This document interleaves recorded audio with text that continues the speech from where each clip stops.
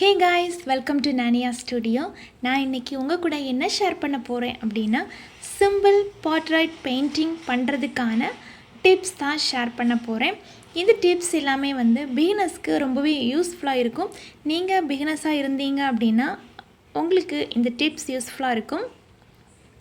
நீங்கள் இப்போ என்ன பார்த்துட்ருக்கிறீங்க அப்படின்னா என்னோட டான்சிங் லேடிஸ் சீரீஸ் தான் பார்த்துட்ருக்கிறீங்க. இந்த பெயிண்டிங்ஸோட ஃபுல் வியூ நீங்கள் பார்க்கணும் அப்படின்னா என்னோடய இன்ஸ்டா பேஜ் நானி ஸ்டுடியோ நீங்கள் அங்கே போய் பார்த்துக்கலாம். உங்களுக்கு பிடிச்சிருந்தா நீங்கள் லைக் பண்ணிக்கோங்க. என்னோடய பெயிண்டிங்ஸை நீங்கள் ரீக்ரியேட் பண்ணிங்க அப்படின்னா அதையும் எங்கூட ஷேர் பண்ணுங்கள். அதுக்கப்புறமா இந்த போர்ட்ரைட் பெயிண்டிங்கில் வந்து எப்போவுமே பேக்ரவுண்ட் ரொம்ப இம்பார்ட்டன்ட். நீங்கள் வந்து பெயிண்டிங்க்கு எவ்வளோ இம்பார்ட்டன்ட் கொடுக்குறீங்களோ அதே அளவுக்கு பேக்ரவுண்டுக்கும் இம்பார்ட்டன்ட் கொடுங்க. ஏன்னா வந்து பேக்ரவுண்ட் தான் வந்து அந்த போர்ட்ரைட் பெயிண்டிங்கை வந்து ஒரு நல்ல லுக்காக காட்டுறது வந்து அந்த பேக்ரவுண்ட் தான். ஸோ நீங்கள் வந்து அதையும் நல்லா ஞாபகம் வச்சுக்கோங்க.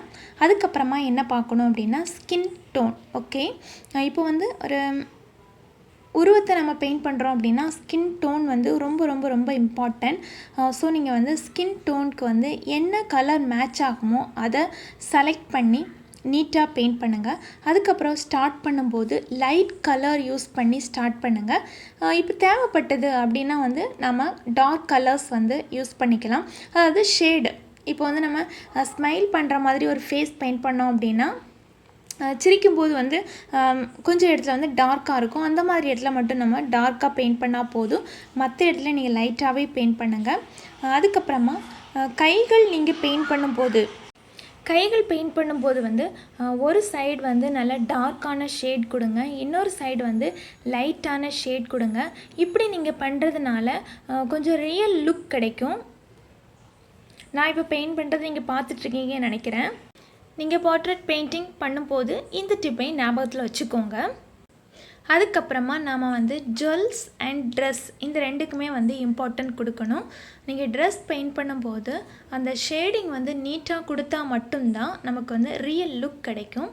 நான் வந்து இப்போ சாரீ பெயிண்ட் பண்ணுறதுனால சாரீஸில் வந்து ஃப்ளீட்லாம் நிறைய இருக்கும். ஸோ நம்ம வந்து டார்க்கான ஷேட் அண்ட் லைட்டான ஷேட் கொடுக்க வேண்டியிருக்கும். எப்போவுமே போர்ட்ரேட் பெயிண்ட் பண்ணும்போது டார்க் அண்ட் லைட் ஷேட் வந்து ரொம்ப இம்பார்ட்டன்ட். இதை நீங்கள் ஞாபகத்தில் வச்சு பெயிண்ட் பண்ணுங்கள்.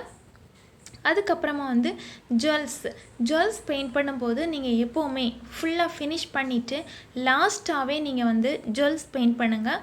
இதுக்கு வந்து நம்ம இப்போது நிறைய வந்து மாஸ்கிங் ஃபுட்டில் அவைலபிள், நீங்கள் அதை கூட நீங்கள் யூஸ் பண்ணிக்கலாம். இப்போ நீங்கள் வந்து மாஸ்கிங் ஃப்ளூட் பற்றி உங்களுக்கு ஏதாவது இன்ஃபர்மேஷன் வேணும் அப்படின்னா நீங்கள் கமெண்ட் பண்ணுங்கள், நான் உங்களுக்கு தனியாக ஒரு வீடியோ போடுறேன். இந்த டிப் எல்லாமே உங்களுக்கு யூஸ்ஃபுல்லாக இருந்திருக்கும் அப்படின்னு நினைக்கிறேன். இன்னொரு வாட்டி என்னோடய பெயிண்டிங்ஸை நீங்கள் பாருங்கள். இதை பற்றின இன்னும் நிறைய வீடியோஸ் இன்ஃபர்மேஷன் வேணும் அப்படின்னு தோணுது அப்படின்னா நீங்கள் கமெண்ட் பண்ணுங்கள், நான் உங்களுக்கு நியூ வீடியோ வந்து அப்லோட் பண்ணுறேன். அதுக்கப்புறமா நீங்கள் இன்னும் நானி ஸ்டுடியோவை சப்ஸ்கிரைப் பண்ணாமல் இருக்கீங்க அப்படின்னா சப்ஸ்கிரைப் பண்ணிக்கோங்க. அப்போது தான் என்னோடய வீடியோஸ் வந்து உங்கள் மொபைலில் வந்துடையும். தேங்க்ஸ் ஃபார் வாட்சிங்.